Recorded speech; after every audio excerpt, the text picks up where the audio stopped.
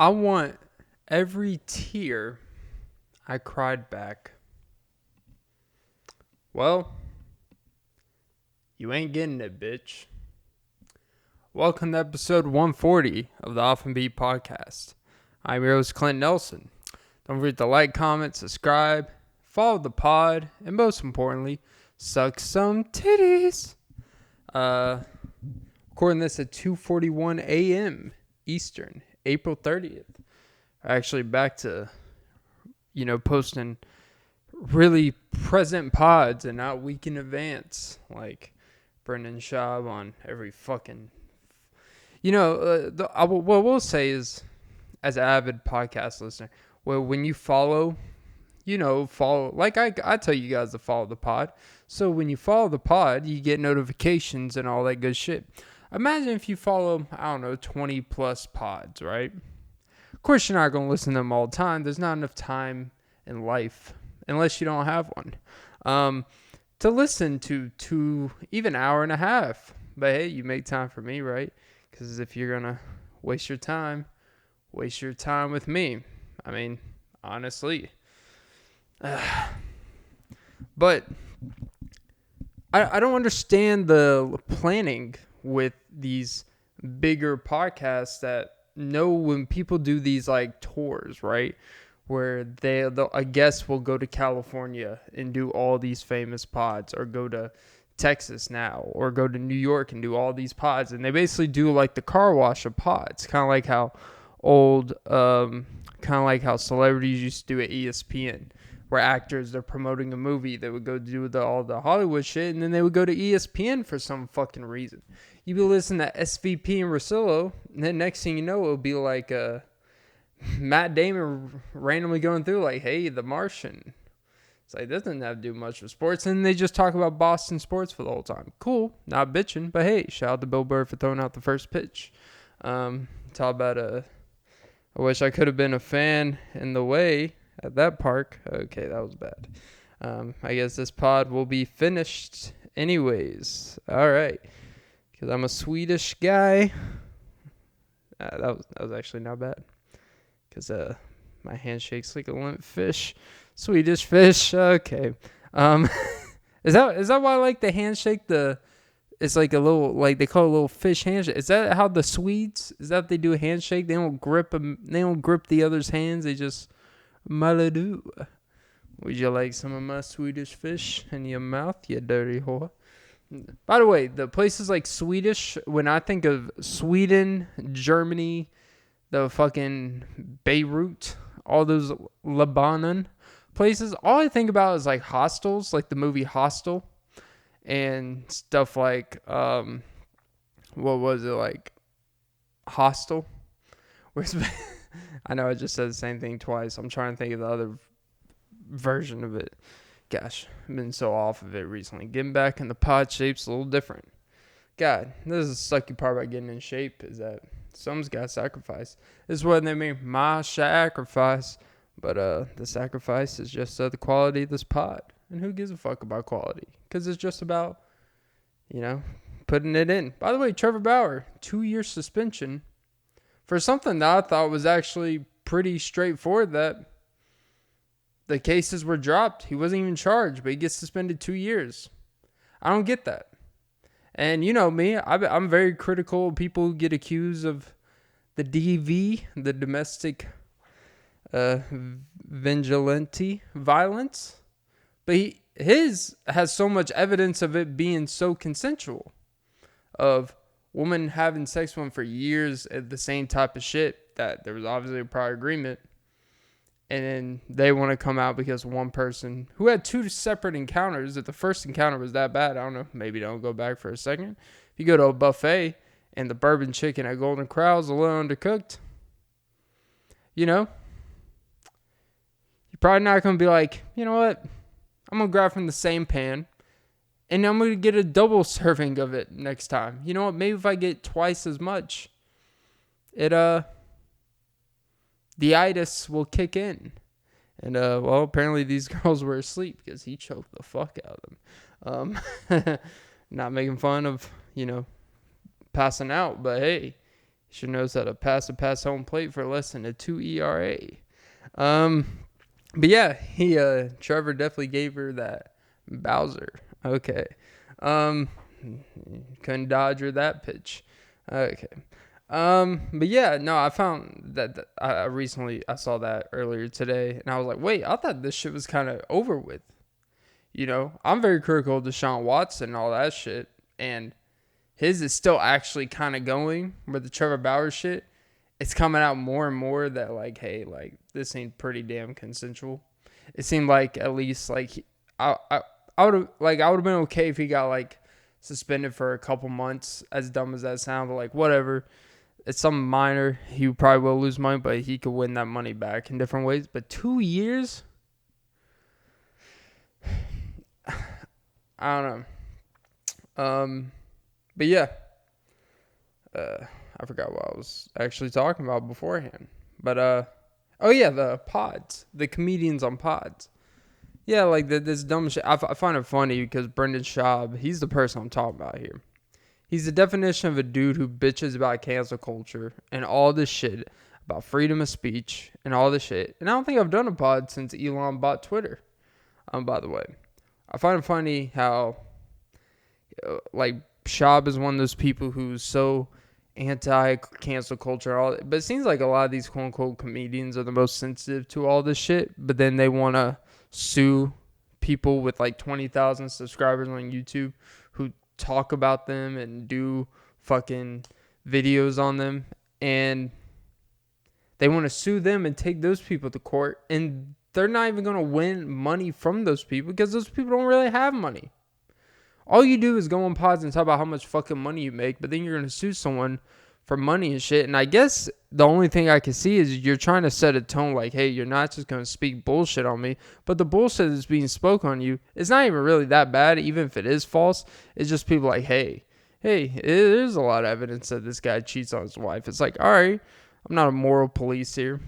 It's not a great look, but at the same time, I never looked at Brendan Schaub as like, hey, that's who I'm going to follow. My values, a person who's pretty much an open alcoholic. I will say the thing is when you listen to a lot of positive comedians, you really realize like a lot of people are just alcoholics, but it's disguised in the humor and shit. And I get it, because when you're on the shit, you think you're a funny guy. And a lot of these people are really funny, with or without it. But I do find it interesting how I can understand you get delved in that circuit and you don't want to feel separate, because that's what most people are doing, except when you notice a lot of comedians that have been in 10 plus years or whatever, they get really sober and they quit drinking because they realize like, oh, this is not sustainable to do this every fucking night. But it really is kind of like the way they kind of promote, and I'm not anti-promoting alcohol, stuff like that, but I do find where it's like sometimes when you listen, the way they talk about, like Bert Kreischer is a great example of someone who all the friends joke about his alcoholism, but in reality, like there's no way you're just sitting here laughing about someone killing themselves literally every fucking night. And he has a family, kids, but the thing is, he's the machine. He can handle it, and no one can handle alcohol like him because he does run on the treadmill and do all that shit. But I just imagine. Think about your friend that does exactly what Bert does, how much alcohol he drinks and all that shit in his home life and shit. And I'm pretty sure you'd be like, hey, man, like you got a serious fucking problem, like rehab type of shit you need to do. But I don't know. And you can tell his friends in pods have kind of, when they do the Sober October, you tell that whole thing was made for him, but they try to make a really serious thing. And they try to make some lightheartedness where everyone's involved, and that's a way to do it. Hey, don't just bitch about someone's problems and do stuff to feel involved to help them. Like if you have a close one to you that's trying to lose weight, instead of demonizing them and telling them to eat less and shit and exercise, why don't you set plans together? Even if you don't need to quote-unquote lose weight or eat healthier per se. Show, be there as a abiding partner. And I do think the Sober October thing was cool. But yeah, I find it interesting. It's like, I don't want fucking 8 notifications on my fucking phone of the same guest on 6 different pods in a 3-day span. I don't need, and that's the thing, is like they all do just like each other's pods, and then they post them all like in the same week. And I get if you're promoting some, because I guess he is promoting a 26-minute special, which people are saying is actually worse than the first. And let me tell you, you see the first one, you be surprised. And yes, that is the name of him. That is the name of it. And you actually be surprised how fucking bad it is. Now, I haven't seen the second one, but people say it's probably much worse. But I also think a lot of people like to dampen the wet towel on him, because it's kind of cool to just shit on a guy. I actually find Brendan Schaub entertaining in podcasts for the most part, but I do understand the annoying aspects. It has to be a certain host for me to be cool with him in a guest format. I like the Fighter and the Kid with him. Like, I think him and Brian, they work well, and I can handle that because I like the topics and shit they talk about. And I think he's fine. I don't think he's really that funny per se, but I think he works well in dynamics. And as a guest on the show, it really depends on the host, personally. But I've talked about before where it's this weird thing where people I think he's the definition of a guy that just lacks awareness on a lot of shit. He really does have this, he's above some things mentality, and he talks about his profession like he is someone who has mastered it and has been doing it for like 20 years and is like top 5 in his profession. When in reality, in the community, he's not really respected for the most part. Take that for what it's worth. But most importantly,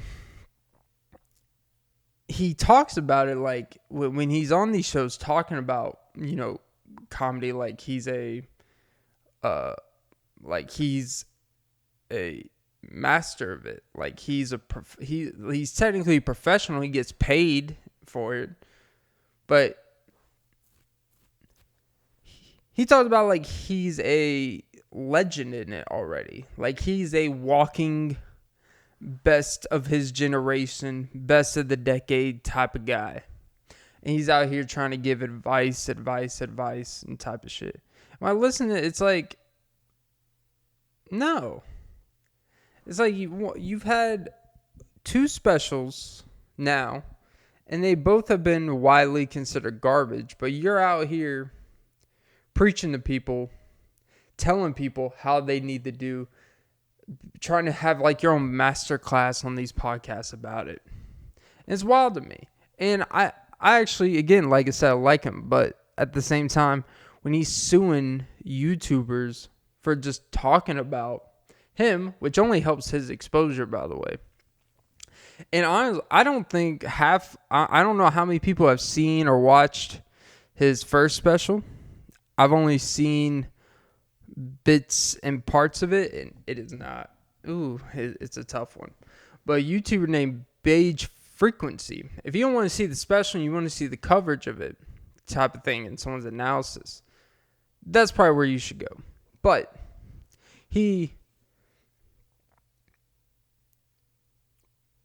it's when you're trying to sue people who are covering your shit, which is literally only helping you. You're literally, the name of your game nowadays is popularity and getting as many eyes on you as possible. And the coverage of your special probably brought eyes to your special, probably brought eyes for people to fucking watch and listen to that hunk of shit. And to see like, wow, like, like if something's so bad, it actually makes you want to listen or watch it. Like with Zac Brown Band, when they did the Owl album. And I'm not a big Zac Brown type of listener. I've only listened to a few songs before him. But when that song came out, and a channel I listened to, Grady Smith, covered the I'm Patrick Swayze song, where he tried to do this corny ass rap country, but not even country. Like they're this, like the Zac Brown Band, for people that don't know, made their name being the most traditional kind of folksy country not saying that there was a modernism, but it was as close as you could get to like holding on to the sound, but being mainstream, but being respected, right? And then, of course, and then he had like his divorce and all this shit. Then, of course, you know, when middle-aged dudes in their 40s get divorced, for some reason, they try to be the corniest cool dudes ever. And as someone who just is one, and I don't need to get divorced for it to be there. It's a lot of... It's always fat when some as shitty as some of these songs come out, and as shitty as some of these like features of either it's comedy specials or movies, when something of such that goes through so many fucking people, you got producers, you got labels, you got production companies, you got directors, you got big wigs that actually review the movie, and so many stopgaps has to go through before the public sees it. They even have viewing rooms. They have people who get paid to view the movie but don't speak about it to say, did you like this ending or that ending? And they literally put the ending of whatever the masses they think would like. It goes through all these buffers, and somehow they still find a way to put the biggest hunks of wet dog cum out here. Not there's anything wrong with wet dog cum. I've never seen dogs cum. I don't even know how it works. I'm gonna be honest, like this whole animal mating shit, I've seen dogs do things, but I haven't seen in the gist of the thing. But like the Zac Brown band, I would recommend you go see The Owl, and now they go listen to the album The Owl. I believe it came out like 3-4 years ago, somewhere around that range. It's not that hard to find. And then just listen to a few of their bigger hits, like Chicken Fried. Was it like it's like fried chicken, Mama's fried chicken type of stuff, and they have a lot of really cool, like traditional country. Where just like it's like that they're kind of like the countryer version of the Dave Matthews Band, where they have like a lot of fucking band members, but the name of it is just the lead guys, Zac Brown and Dave Matthews Band. Which, fun fact, Zac Brown is from Georgia, and their first like gigs and stuff was performing at the Vortex. So yeah, take that for what it's worth. But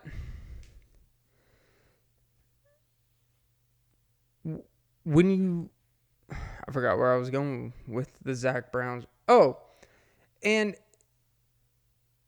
it just seems that, but if Zac Brown wanted to be one of those dudes to be like, hey, I don't want you covering my music, and then sues them for using clips of his music in the thing because it's negative criticism. It's like, all you're doing is, it's like, what you don't realize is whether you like or not, he's bringing listeners and eyes to your shit, which is going to make people go listen like, wait, is it really this weird? Is it really this bad? Is it really this shitty? And you're going to get plays, and listens that you weren't going to get before, because now people have an interest in it. It's not just your niche. Like, now you've hit this main polarizing position. And Brendan Schaub has probably made a lot of money, ironically, because he's not that great at what he does, at least yet. And I'm not in the business of saying, I don't like saying people suck at this or that of stuff that I don't do, or I'm not actually actively doing and stuff like that. Like, what the fuck do I know? But there's been people in that profession, some that are slightly less popular and some that are way more popular, that just don't respect him in their profession. Now, a lot of that is strictly off kind of like jealousy and envy that, hey, this guy, he got he got a jump up in fame because of, Joe Rogan and everyone pushing him up when he wasn't ready, when his stuff's just not good, wasn't good yet, and arguably still isn't.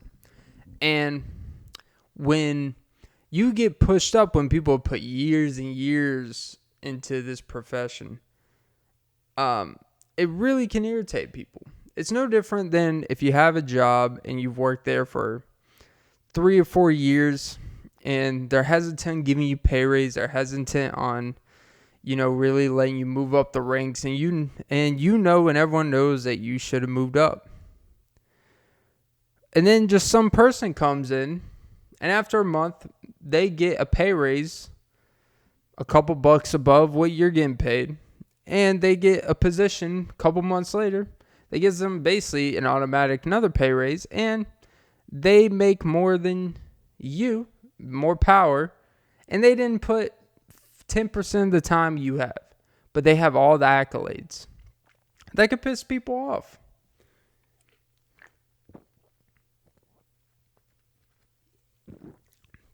Excuse me. Drinking a little C4, baby. But I guess it's more just like, hey, let me just speak. I didn't have any idea what I was going to speak about in today's pod. And I think it really shows that there's just the most pettiness and childish in all walks of life. And it seems like on the biggest stages, like entertainment in general, is where the pettiness is on a 10. You listen to music these days, is a whole lot of pettiness between. I mean, when you think about what like rap beefs are, just feuds in between artists, it is just pettiness. It is just like, I fucked your girl. It's like, oh yeah, well I fucked your wife. Well, what do you? Hey, don't speak about my wife. It's like, you literally talked about fucking my girl. Yeah, but I'm married. I have a wife. It's like, okay, and that's when you get Ray J. And it seems like Kim K has found her match ever since then. Because she won't let Pete go. That is not a goofy movie reference at all. Oh yeah, by the way, the sidebar. Megan Fox. Megan. I find it weird how I'm not going to talk too much about this, but there's this, you can go find online. She did something with Glamour Magazine, UK, whatever the fuck. Doesn't matter if it's UK, USA. It's all bullshit. They don't know how to spell glamour. They put an O-U-R. I can't trust anyone that puts O-U-R and thinks they're fucking amazing. Anytime they add like extra U to something when it's not necessarily, it's like Famor, Glamour. It's like, just put fucking glamour. Alright? Whatever. But apparently, you could definitely, I watched the interview where she did, and by the way, had one of the heaviest dislikes to likes I have seen in any video. And the only reason why I was able to see the dislikes, because I guess if you are a monetized creator, because I was watching someone's review of it. That's how I found out about it. And I saw it had 1.9 thousand likes and 18,000 dislikes. And it had a good bunch load of views. But it's basically about her talking about MGK, and it kind of turned into their blood drinking rituals. Like, it's not like we just sit there with cups of blood like it's fucking Blade and just drink it out of the cups. It's like he just naturally, just sometimes he's a little bit more willing than I am, but sometimes he just cuts himself for me because, and I drink a couple of his droplets, because that's just, even if your love is toxic, you got to embrace it. Nothing to be ashamed of. It's like, you're literally in Teenage Mutant Ninja Turtles. A lot of kids see that shit. You think turtles drink each other's blood? Talk about a slow death. Okay. I hate myself. But, well, I guess Jennifer's Body did prepare her for that. Which, by the way, highly, highly overrated movie. The ironic part about her, like, and at the beginning of it, one thing I will give her credit for in her career, though, is part of the reason why she went through a brief gap where she didn't work, or she kind of became less relevant, quote unquote, because Transformers put her through the moon, and that's when she got her own like movies like Jennifer's Body and shit. And the interesting part to me was she actually kind of was a trouble before like the Me Too thing was a thing. She spoke out against when shit happened, like in the moment, not like 5 years later spoke about it to her convenience. She spoke about it when she was at the height of her career, which is kind of like why she kind of dipped down for a little while. But then then the same people she bitched about, then she ended up doing Teenage Mutant Ninja Turtles with them. But hey, you know what? It's cool. But honestly, no, seriously, I do respect the fact that she spoke about it in real time. And she was still able to maintain at least something over time, right? But then you kind of see like, you know, and it's kind of a weird thing. Like, and it's kind of like, I guess, one of my fears, but I think I'm past the age where I had kids at too young of an age. I think I'd be having kids at the right age now. Just throwing that out there. Well, probably not like logistically or realistically or financially or anything that actually matters in raising kids. But in terms of the age, back to you. It always comes around back to you.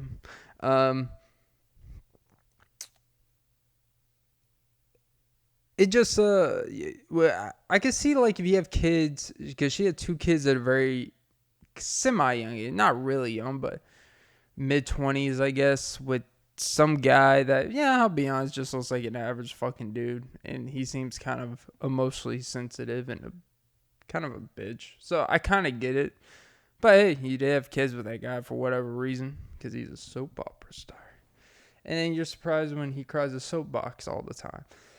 And it's the definition of a situation for when you leave someone or divorce someone, you literally just get the complete opposite next, and that's what you seek. And she did exactly that, because this dude is nothing like Machine Gun Kelly. And I'm not saying that as a criticism, because there's a lot of wrong with Machine Gun Kelly. Let's not like, and I like him. Like I like the punk rock album he did. Like I actually. I don't dislike Machine Gun Kelly, but the dude obviously has a lot of fucking problems the way she talks about him openly, and they think like, hey, we're just in love. It's like, okay. And any other form of life, you would be living in a Days Inn, a Motel 6, and you would be like the couple in the Eminem music video. Just gonna stand there and watch me burn. Which, now I think about it, Megan Fox was actually in that music video. What do you know? Purple Heart comes full circle. But yeah, no, all I can say is go watch the interview. And after like 5 minutes, you'll be like, wow, this woman has completely... Ironically, all the things that she bitched about Hollywood being all weird and shit, she has kind of turned exactly that. And I don't know. It's different, And look, people grow, You meet people. You typically start mirroring who you're with. Like, typically you start mirroring their mannerisms. I don't think she went into that like, you know what I really want? I want to drink someone's blood. But when you're with a guy like that and you're in love, like, hey, you know what? He's going through a cutting episode of suicide. And it's like, baby, don't kill yourself. I'll drink your blood before I let you die. And make sure that you're requiem for death and that you will be forever eternal. And it was probably some weird shit like that. And, she's in love with the rap devil. Wait, holy fuck. I just did that connect. She did a music video with Eminem. And now she's with the rap devil. Holy shit. Holy fuck. You can't make this shit up. But yeah. But, I hope she was making up a lot of that shit in that interview, because that's kind of cautionary, to be honest. That's a mother of two, by the way. Not saying she's a bad mother by any means. I don't like doing that. What I am saying is a lot of questionable behavior. That if most other people said that, child service is like, you drink blood? Do you bring this person's blood around your children? Do they accidentally mistaken it for, Minute Maid fruit juice 100%? Well, no, because he would never do that. It's like, okay, whatever. Yeah. I bet when they do have sex and stuff, they probably do role play a lot of Jennifer's body. He probably dresses up as like Michelangelo. That'd be so funny in the role play if he just sits there with the bandana over his eyes with the holes, and he like paints himself green. Because they do some extreme role playing, right? And he just like, I'm gonna fuck you so slow. And it's just Jennifer's body, she's just biting his fucking neck and shit. Tell about that'll put a turtle back in the shell, all right? Okay. He probably shell shocked. Oh, Jesus, Clint. Okay. But yeah. Oh, also, there's this thing going around the internet. Well, not around the internet per se, but so Katy Perry, she's a judge on American Idol. And apparently someone did a very popular song, by the way. One of the most popular songs that's actually ever been done on American Idol, because when I was younger, I used to suffer through, quote unquote, like I didn't enjoy some of it. Through the early American Idol days, when it was actually about finding the next American Idol based off pure, performance, talent, you can actually sing, except if your name's Njaya or David Archuleta. No animosity right there, but David Cook should have fucking won. You little homo. Okay, that was bad. I'm not proud of that one. But hey, he's the one that came out later on. I guess that crush was definitely wasn't going away, away, away. See? Look at me being inclusive. But yeah. All he's trying to do is keep the light on in the closet you were in, David. Okay. See? David Cook, Archuleta. Okay. You get it. Anyways. But Katy Perry apparently had a little issue, like a legitimate issue. And to be honest, she kind of looks like a Kaylee Cuoco, but like with a Kelly Osbourne type of hairstyle she's going for. Except hopefully, she respects her maids and doesn't think that without, immigrants, who would I have to, clean my house and do my laundry? Because, that's what Sharon thinks. Talk about a crazy train that's been run on her ever since she said that. But yeah. But no. She had a problem because someone decided during their audition to perform a John Mayer song. Which, by the way, you're on a show that is literally designed for quote-unquote singer-songwriters, which are literally people who write music and play on an acoustic guitar. And who is one of the best that has done that in the past 20 years? I don't know.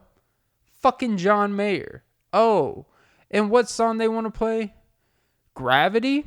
One of the most played songs on the fucking show that you've only been on for what, 2 or 3 years? When the show's been around for 17? The show was built without you. And someone performed Gravity. One of the most emotionally in touch mainstream songs, especially when you hear it live with the guitar solos and the band playing with it. But even the produced version is still pretty damn captivating, right? To me, it's very reminiscent of everything about Lifehouse. I recommend you go see it. That part, like, holy shit. You don't have to be religious to feel that shit. How can I stand here and not be moved by you? You tell me, how could it be any better than this? But Gravity. John Mayer is one of the great... I've been on a John Mayer binge. I'll admit it. And this was before all this shit. So, of course, when this came out, because you should have done your homework and known that I dated him for literally a fucking year and some change back in 2012. Oh, and by the way, did you know, well, she didn't say this, but they did do a song together that was You Love Who You Love. Well, apparently your love has completely tainted. You were literally married to a wannabe lookalike to John Mayer and Orlando Bloom, have kids with them, and you're bitching because someone does a fucking legendary song because you dated a guy for a year plus a decade ago? You know what? Deal with it. Sorry, more people would rather play. You know what? How many people have played a Katy Perry song at an audition? Oh, that's right. Because she don't really have music. You can really play an audition and really sense if a person is the next quote-unquote American Idol. But guess who's the judge? You, bitch. Because if John Mayer was a judge on there, he probably would be kind of a dick about it. He'd be like, yeah, you can't really play. And he doesn't seem like a dickhead, to be honest. Oh, but he has an ego. Yeah, you know what? You play guitar like that. And slanging pussy. And guess what? You tell me you don't have an ego. I have an ego. And I can't play, Gravity. Because, boy, Gravity works against my fingers. Trying to, play anything. Hot cross buns, baby. And, boy, John Mayer sure hot cross your buns all right. He learned 3 chords in a truth and let the air out each hole. Okay, 1 a penny, 2 a penny. But yeah, the ego of her would be like, it's like, yeah, he also did a song with Taylor Swift. Do you have a fucking problem when people go on there and do Taylor Swift songs? Do you have a problem when someone goes out there and sings 15 when somebody told you they love you? Do you have a fucking problem with that? I doubt he ever banged Taylor Swift. But hey.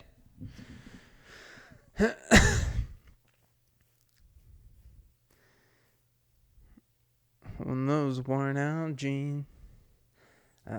I'm forgetting the song names of Taylor Swift for some reason. But Taylor Swift has more songs that will be played by contestants on American Idol than you. And I love I Kissed a Girl. But you know what? It's not. No one's going to go. You're not going to get a standing ovation for performing I Kissed a Girl. You're not going to get a standing ovation for performing Unconditional. Like, basically, Katy Perry has turned into Planet Fitness music. No offense. And they're hits. Hot and Cold was kind of a hit. But, like, the past, 4 or 5 years, it is just some wannabe Demi Lovato. She's too into herself. And it's just, You're with Orlando Bloom. You didn't even get the right Pirates of the Caribbean. You know what? Maybe you could have saved Johnny Depp. Saved him a lot of fucking trouble. He could have gave you that Depp throat. Okay. Who needs Depp throat? We need to get strep throat. Talk about a hot and cold situation there. Okay, Clint. But look. And now I think about it, Johnny Depp kind of looks like a slightly older version of John Mayer in some ways. Orlando, you know what? All these dudes just look the same. How about that? I don't know. But look, the fucking ego, you should really Wikipedia me and see who I've been with. It's like, you know what? What if you've been with a lot of fucking people? And you know what? If maybe you should have a list of forbidden music to play. And if you forbid John Mayer's music, fuck you. But hey, you know what? Fuck me. But yeah, I actually, for the first time, by the way, I went to go see with a friend of mine. For the first time in a few years, I would say. At least it feels like a few years. It may not even have been that long. I think the last time I've been to a movie theater before yesterday was probably some type of Marvel movie or some shit. I don't remember which one. They're all the fucking same. They all make a lot of fucking money. And I don't. I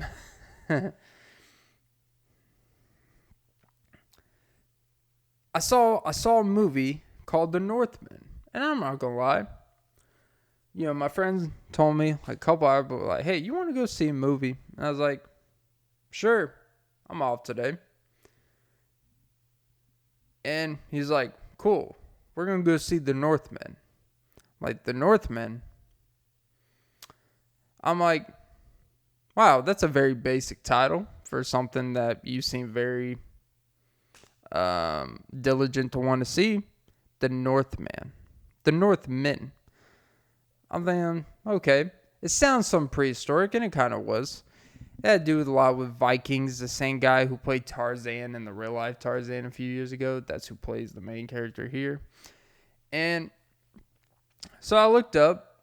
I didn't see the trailer or nothing, but I saw like, oh, it has good ratings. I read the synopsis. Like, okay, this takes place in this, that, and the other. Cool. And I went to see it. And I'm not going to lie. I was pleasantly surprised. Very good. And not going to spoil it for anyone, but all I got to say is, I will say that now I'm thinking about it, it kind of does have a heavy Lion King energy. There's a lot of parallels. You know, you got the two brothers. You got the two brothers, and then the one brother ends up killing the one brother, and his son comes back to conquer. And then the son who grows up and becomes this fucking beast of a man, he gets this girl pregnant, she's pregnant with his twins, and this dude features on her. Is like, sorry, I have to go back and get in this fight that I know I'm gonna die in, and leave you two on this boat back to the homeland, and you're gonna be a single mother. This dude made Future look like he won the child support certificate when they go. I don't know if anyone doesn't know. When you pay off your child support, they actually have a graduation ceremony. Not even joking here. Because I had a friend that had to pay like 4 or 5 kids off. No need to get into that. But it was like a legit graduation certificate. You did your thing. Cool. But this dude made Future look like he actually, you know, fucking dad of the year type of shit. Like at least, you know, at least dudes these days at least pretend for a little while. Like, this dude's like, wait, oh, you're having my twins? Sorry, gotta go conquer this shit. You know, it's about honor. It's about honor. It's like, damn, but when your dad died of honor, like, you were at least already 5 or 6. You were able to witness it and process it in real time. Like, your kids, like, aren't even, like, your kids can still be aborted legally. All right? Not recommending it, just giving context of how soon it was. He saw it, he's like, this is great, but it's about honor. It's like, no, you can literally just start your whole new life. There's no social media where they could track you. There's no IP addresses where they could track you down. Like, you can go anywhere. This is during the Vikings, like, medieval area. Iceland, Greenland, like, go wherever the fuck you want. People aren't finding you. Start a family. Raise your family. You got this bitch pregnant and says, sorry, bitch. Gotta go defend my father's honor. And your father's like, hey, how about you just actually be alive for your children? Because look what happened when I didn't stay alive. Look how fucked up you are. Talk about repeating cycles. But I saw it, and you know, now I think, I'm literally thinking this in real time. There's a lot of Lion King connections to it. But yeah, no, I was pleasantly surprised. It was actually really fucking good. I recommend you guys go see it. The Northman. So yeah. Oh yeah, and I will say this. His mother, the main character's mother, ends up getting with the uncle who literally killed his father. So, and that woman was basically she was part of the sting to kill his father. The guy's mother put out a sting, basically put out like if you're a current day, you put out a hit. They killed the father because she was in love with the uncle. The guy who ended up coming back and having the big fighting scene at the end. And the woman's a whore. And she ends up kissing him to seduce him. She kisses her own son. And I'm not talking about like Tom Brady type on the lips. I know she seduces him with words while she's telling how much of a piece of shit his father was. It's like, he didn't love me. He tolerated me. It's like, this man is running fucking Iceland. This man's running a whole fucking kingdom. Cut the man a break. He didn't look me in the eyes anymore. He didn't love me like your uncle. It's like, well, now no one's going to love you because I'm going to kill him. And boy, I killed each other. But not the point. Spoiler alert. But yeah, go see it. But I'll tell you what, the main thing I did take away from it. First of all, these movie theater prices are getting fucking insane. And I know there's more expensive tickets out. It was $11.50 fucking cents for the ticket. Like, okay, cool. 2 hour plus movie, $11.50. Do the math. You're paying $5.50 an hour. Like $11.50. Like, I make more than that an hour. It's more than worth your buck. I pay the same when I go to Taco Bell once a week and get my meal. So you know what? I can't really bitch about it, right? People that bitch about ticket prices, it's like, all right. It's like you're literally getting to sit down in air conditioned, full surround sound, the full experience for $11 to $12. That's actually not a bad deal. Back in the day, we used to pay $1.50 for Forrest Gump. It's like, yeah, sounds retarded. But $7 fucking dollars for a drink. $7.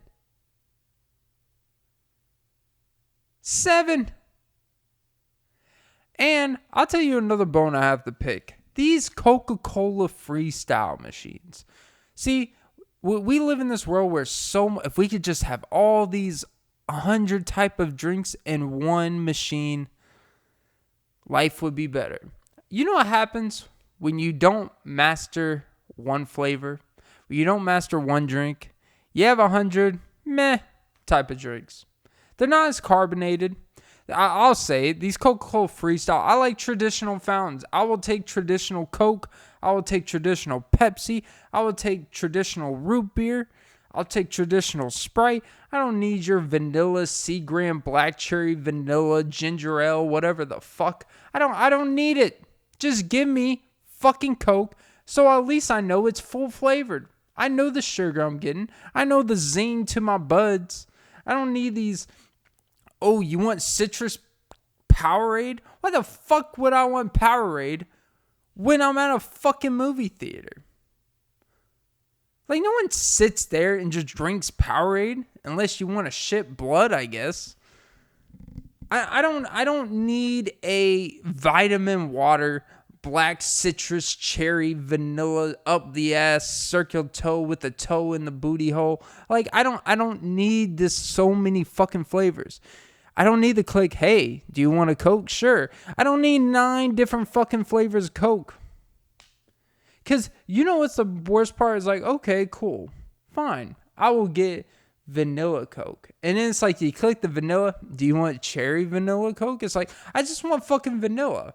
So then you click the vanilla Coke and you put it in the cup and you drink it. And it's like, seems a little, seems like it's missing some carbonation. It seems half-assed. It's like kind of vanilla-ish, but it's not really Coke-ish. It's just like, it's like a drink that's already like 30 minutes flat. And so I got this root beer though. I got this cream root beer. It came out clear. I was like, what the fuck is this? Why is it clear? I want black. I want dark soda. I want to know that I'm not taking care of myself tonight. All right? Just give me my cream soda. And it goes in a cup, and I drink it, and it's fine. But when I drink root beer, I like to feel like I'm kind of about to be out of breath, wheezing. Like, that's how bad I want. That's how much of the sugar and carbonation I want built up. I want the zing. I want the aftertaste. But no, it was just like, meh. And I paid $7 for meh. And I blame the machines.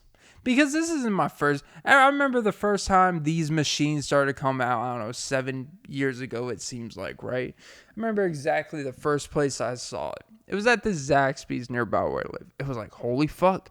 Now we don't have to settle. Everyone can just get the exact drink we want. And at first it seemed like, okay, this is kind of cool, but it's still like, this doesn't taste like the original. If you get the old vanilla Coke, the original branding, not like this new cool vanilla Coke branding, because it does taste different. And I don't think it's actually a different way they make it. I just think the branding of stuff and how stuff looks does change how it tastes once you start consuming. But when I was, and now I've gotten to a point where it's like, I just want traditional fountains where it seems like it's simple. It's like, hey, in the back, minimum wage, boys, if you do this, it's going to taste fine. If you don't have this suction thing and hook up this syrup, things are not going to taste good. The problem with these machines is just like, here's some plugs. It kind of does the work. It really is the equivalent when you get one of those bullshit SodaStream self soda filters at the house where it's like, hey, you buy this thing at Bed Bath & Beyond for $70 and you can make soda in a clear bottle for like the rest of your life. It's like, yeah, I'm pretty sure that's just called sparkling flavored water with some bullshit flavoring, and you just put some fake carbonation, and I'm pretty sure not only it's probably worse for you because it's more straight carbonation. There's no like legal ramifications, no legal fake FDA shit they have to follow in their, drink making process. It's just pure carbonation, and you're just adding pure starch and sugar. It's not even processed. See, process gets such a negative name, but process actually makes shit legible. It actually makes shit digestible. When shit's not processed, you get the Coca-Cola Freestyle machine. Moral of the story is, I don't want so many fucking flavors. You know what? Simplify it. Go back down to the core 7. Just have the ice thing in the middle, 3 on one side, 4 on the other, and then put some fake fucking high C lava fresh punch that no one really gives a fuck about. Put some high C fruit drink for the kids. I don't give a fuck. Just go back to the regular fountain drinks. It's not the same. And I'm pretty sure it's cheaper for them to do this.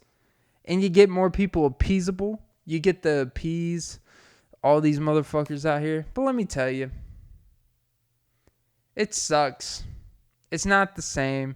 And I'm not blaming it. I understand. It's unrealistic for this one machine to make 100 fucking different drinks through this one filter of a fountain. That's why vending machines, it comes in bottles, it comes in cans, it's already condensed in a specific container, and you get what you get. Like if the previous person gets Sprite, like there's going to be some Sprite dripping from the nostril and through the filter system. So then if I get Coke, I'm going to get like 3% of that Sprite, and it's going to affect some shit. And God forbid whatever's mixing and coloring and all that shit in there. Point I'm trying to say is $19. That's where they get you. That's the whole experience. But I don't regret spending $19 if I enjoy the movie. I got the, I'm going, by the way, going to like a 6:30 movie, 6:20, going to a 6:20 p.m. movie when it's still like daylight outside, where it's like kind of light and it's a nice warm day, And when the movie theater has some people, but it's not busy as fuck, and you go with a friend that you enjoy, talk a little before and the talk after about the movie and actually be engaged, it's a great time. So, I enjoyed it. Movies. I like the way you move, moving this ass.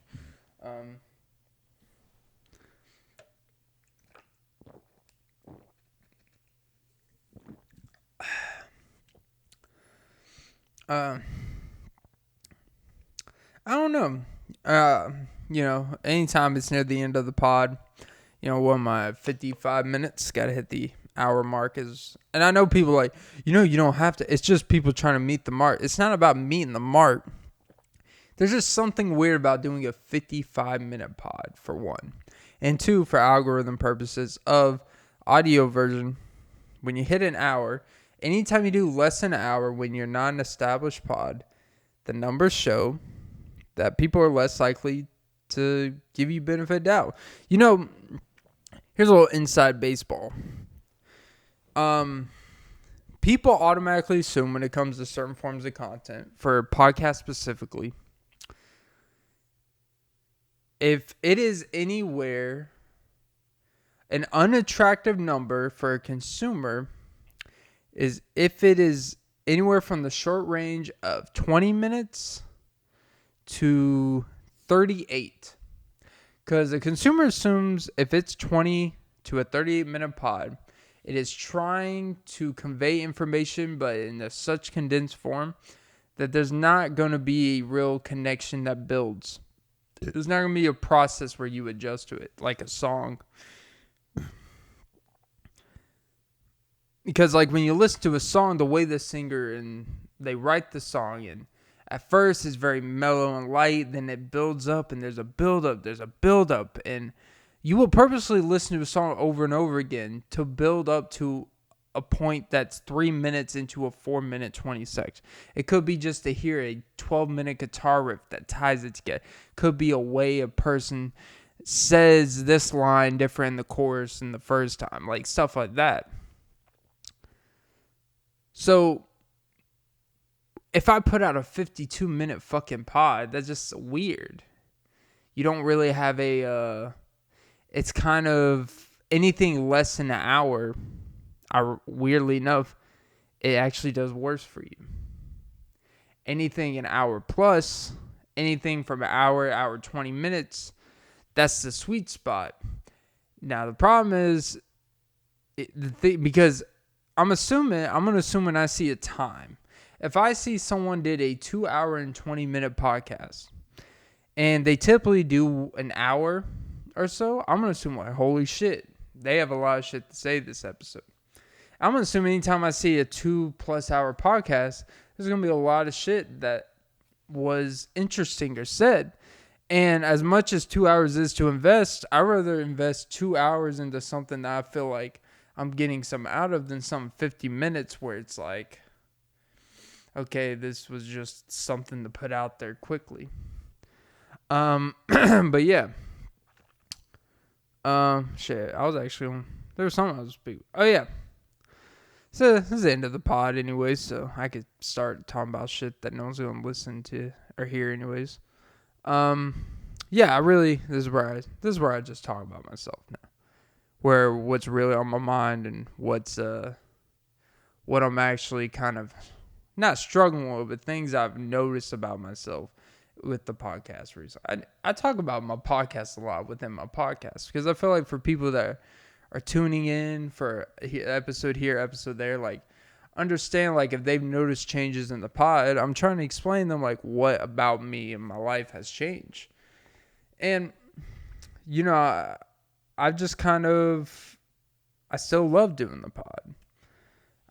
I feel like I've changed my body, and with my body has changed, I feel like I've become less spontaneity because I'm such planned and regimen now. That I feel like sometimes that when I get off work, the first thing, the excitement I have for the pod, it's not the same, but it's different.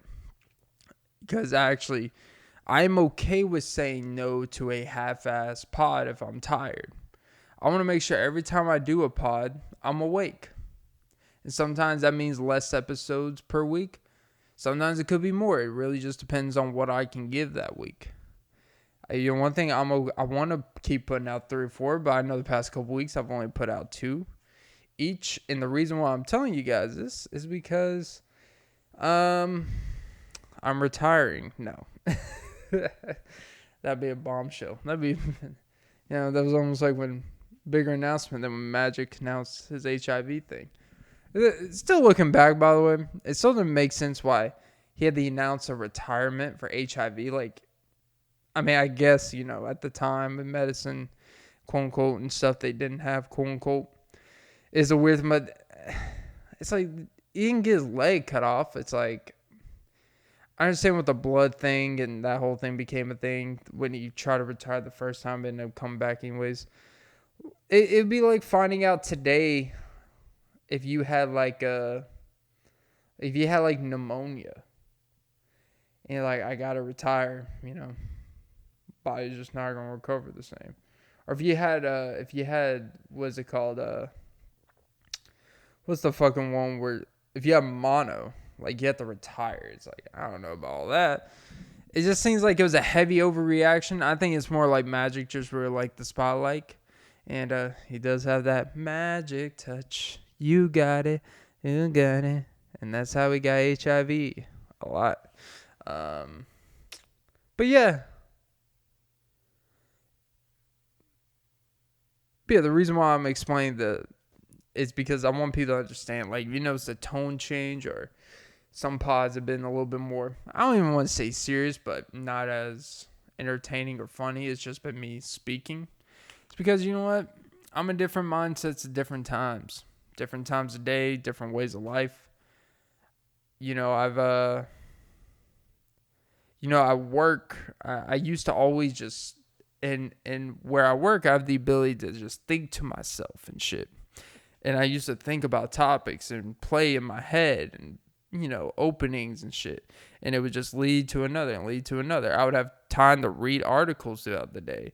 And I would just read articles of topics and that would spark things. It would typically, the pod would take care of itself. And it would just be this boom, boom, boom. But now it's like a new setting, sitting down. I kind of pod differently. And, it's just it's still the same me. It's the same me, but a new you that you once knew. And now he's gone. So, yeah. That's just kind of in case anyone wondering at this point. And look, also, I've been trying to have more of a social life. As much as I love the pod and going, look, man, I'll be honest.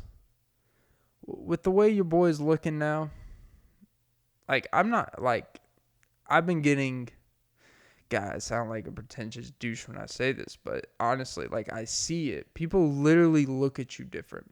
And it really opens your eyes on, were people shallow before, or is it just normal or is it just okay to you know what? Sometimes when you're not in the greatest shape, people aren't as attractive. And then when you do, people are really attracted to you, especially the ladies and some in between with a red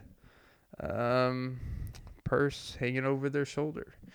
I think those are called fanny wax. You get different looks. You get I've gotten compliments from guys and girls past couple weeks at work in various places. Like, wow, you look, and you see the twinkle in their eye. Like someone I say hey to all the time.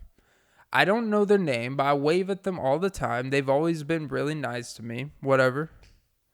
Never really had a real sit down conversation with them or nothing. I noticed the other day, I waved at them, and I was hot and sweaty. I was working and shit. And look, I know I had a little pump going in the chest and arms and shit. I was wearing a decent shirt. I know she stopped and waved, and she stared. And she kind of stopped her and chatted briefly. And I was like, wait, did I not wave back? So I wave again.